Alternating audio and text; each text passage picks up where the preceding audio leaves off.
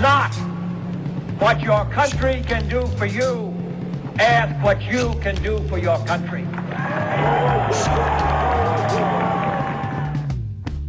The 60s were a time of political change, and many called it the social revolution. We put a man on the moon. It's one small step for man, one giant leap for mankind. Welcome the Fab Four to America, and helped put a little farm in upstate New York on the map permanently. But the most important thing that happened to a small island in Jamaica Bay was the Broad Channel Athletic Club was formed. All the guys were going to Rockaway to play ball. A lot of our guys, and I was playing with the Rockaway Knights football team, and a couple of guys got the idea that maybe we should form an athletic club and do something for the younger kids, similar to what they were doing in Rockaway. And we got together, we met in Johnson's Bar. Johnson's Bar was located on the corner of East 9th Road, and that is where the idea to form the Broad Channel Athletic Club came about. It was started, 1961. The founding members were Mr. Wagner, Frankie Harnisher, Donald Darvin, Danny Whalen, Bobby Kozak, Joe McLean, Dave McLean. We had a beer, and the discussion come up about why they have to go to Rockaway to play. So we decided to try and form AC. We started to meet regularly on Friday nights up at the parish hall. They were a good group of guys. They loved it. They were always around. They were all down the field all the time. They got the club together and they started the Broad Channel Athletic Club. In one little meeting, and it just flows from there. Now that the Broad Channel Athletic Club was formed, all the founding members came to the conclusion that there needed to be a leader. So the position of the BCAC president was formed. Mr. Wagner was the first president. And Georgie Chamberlain was the first elected president. They formed the athletic club in Eddie Johnson's Bar. And when they walked out of there, Mr. Wagner was the president of the athletic club. That's how that all started. John was always kind of my hero as growing up, watching him as a kid, as a football player, and then he brought this class and dignity over the leadership of the Broad Channel Athletic Club. The first meet, they like the new president, which was quite an honor. Mr. Wagner, Mr. Weiss, two great AC guys, great coaches, great men. These were the nucleus of the athletic club and how we came there. Now that the position of BCAC president was filled, Mr. Wagner's first official duty was to get members to join. and I sent a postcard to every one of the Johnson Jets, the softball team, and Happy Tom softball team.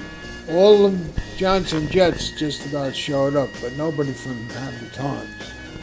And we started the teams from there. We had a lot of meetings. We had fundraisers and bought equipment, and that was the beginning of kids playing organized sports, and it evolved into the Broad Channel Athletic Club from there.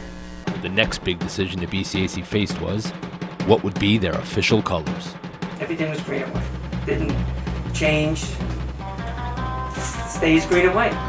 I think the BCAC was green and white forever. They're green uniforms. We had helmets with the shamrocks on them. The Shamrocks come back a long time. Not many people know the story. It goes back to before Broad Channel Athletic Club was formed. In the late 50s, there was a team called the Rockaway Knights, and there was a player from Broad Channel by the name of Harold Meehan. And Harold Meehan, when he played for the Knights of Columbus, being Irish that he would have a shamrock on his helmet. But he came into a traffic accident car, in a brand new car, convertible, and he ended up in a coma and passed away. And then the Shamrocks, not because it's an Irish town, but the Shamrocks basically was started because in memory of him. First thing you know, everybody's walking around with a shamrock on their cap. Mr. Wagner didn't want the shamrock because he was a tough old German guy. Wasn't one of those Irish guys. I don't know, it wasn't my idea. And that wasn't his favorite thing, but he grew right into it. It was no problem. He didn't make a fuss. They sneaked that in. With the colors decided and a president in place, now came the time to decide what sports would the Broad Channel Athletic Club offer. Years ago, BCAC, we didn't have as many sports that we really do now, but I played football for 9 years. Some of the sports I played was football, baseball, basketball, softball. Football, I started on the first team they had down here. Baseball for the BCAC.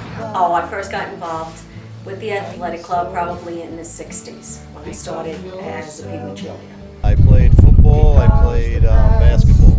I was on the first basketball team. Sports I played were football, baseball. Football and baseball. Well, it was with the first football team. We all played baseball. I coached 60, I think it was 65, then I coached 66 and 67. I started coaching in my early years in 1965. I got married that year too. So I was the athletic director, I guess was my title. I was the first coach. With all the sports now officially in place, the BCAC had to find a home field. There was no park in Broad Channel. No libraries, no parks, no recreational facilities other than just the ball field that the athletic club was maintaining down there under very, very difficult circumstances. The first field was called Horseshoe Beach. It was a mess. The field in the very beginning was very bad. They tried their best, but it was hard to field. The field was rough. And actually the football field was only 90 yards long. It wasn't long enough to be 100 yards. So instead of having the markers, we had to make the marker instead of every 10 yards, it was every 9 yards. And it was full of rocks and dirt. Well, it was called Rocky Field. We had the Rock Bowl. It was called as the Rock Bowl. That's what our field was known as. The conditions were rough. They were all dirt, hardly no grass at all, rocks everywhere. Rocks. It was dark, brown dirt. It was just terrible. If you got tackled there, good chance you were going to rip your knee up and stuff. When you slid, you knew you were going to get all tore up because it was rocks. Very disturbing because this was the only field I remember that at sunset you could see it glistening with all the glass and the rocks on it. It was the rocks. It was a rare thing to find a blade of grass on that field at that time. Before and after practice, the whole team lined up, and for 15 minutes you took rocks and you threw the rocks on the field. At the beginning of practice, we used to have to take our helmets off and collect rocks and dump them on that side.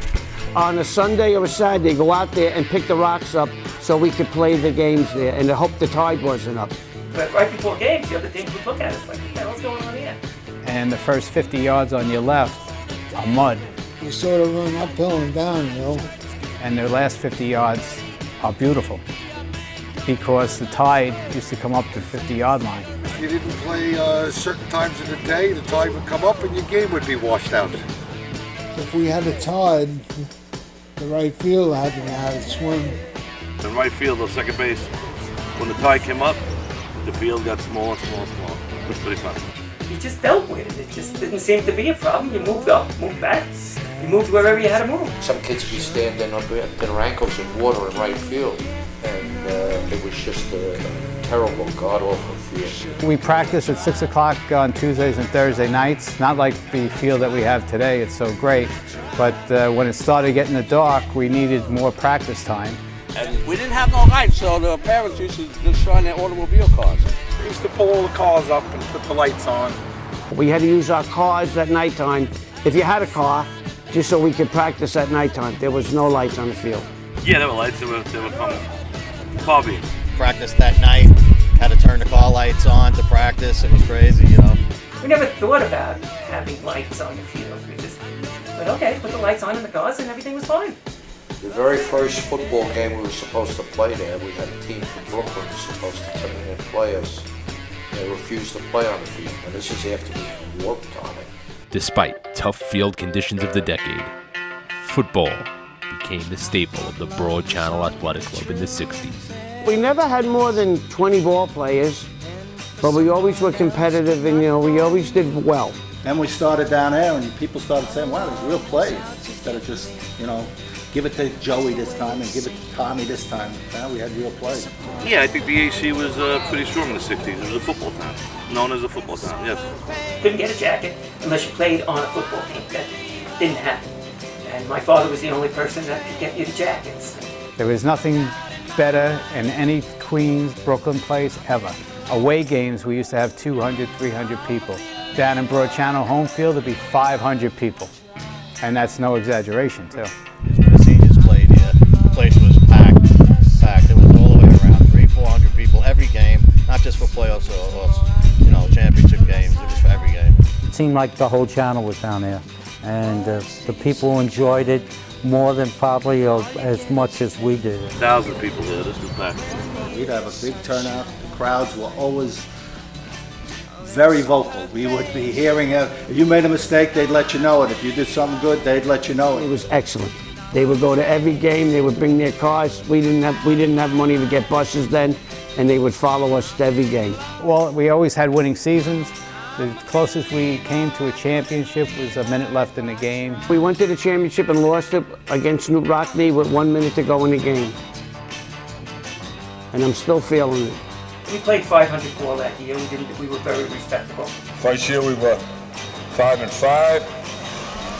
Then we were 10-0 next year and 10-0. We didn't lose a game in the last 2 years. When we won the first championship, I told them all on the bus as we were leaving the game, I said, we put Broad Channel on the map. From 61 to 69, we had 7 championships. That was quite an accomplishment. Through that whole decade, through the 60s and today, still Broad Channel Athletic Club has always been a respected organization. You know, people, we would team to beat.